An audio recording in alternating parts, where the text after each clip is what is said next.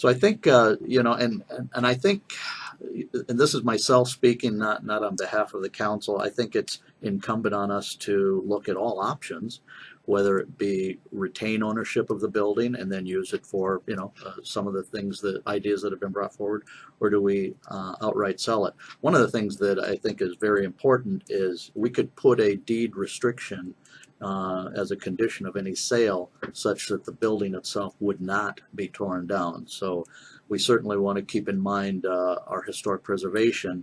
So we could guard against that at least. That building was built in 1900, so it's 117 years old. So it's and it's in good shape.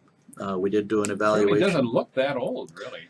It doesn't. Yeah, It's been kept up. The brick facade is very good. There's been some remodeling, of course, over the years inside, but it's in good shape. The roof is about 10 years old. It's a rubber membrane roof.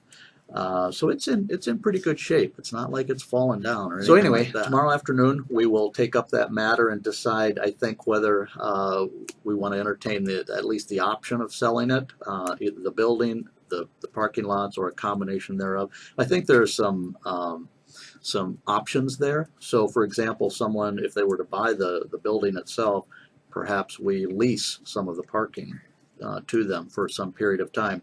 You'll recall that as part of the Destination Medical Center, one of the things talked about is a transportation hub along Civic Center Drive, and we know that we need to create some additional parking downtown. So we might need that surface parking lot for some number of years, a few years, until we actually get some of this other parking created. And then at that time, maybe it's a better opportunity to sell off that land. So I think we've got some options, and we just need to talk through that. That group that had shown quite a bit of interest, Randy, are these like arts collaborative or Right. something? Right. Are they still interested in that? I think they are still very much interested. I mean, do they want to pay anything for it, or just? Well, one of the things we ask for is that they go back and kind of sharpen their pencil and look at their business plan to see if they could actually make it work operationally.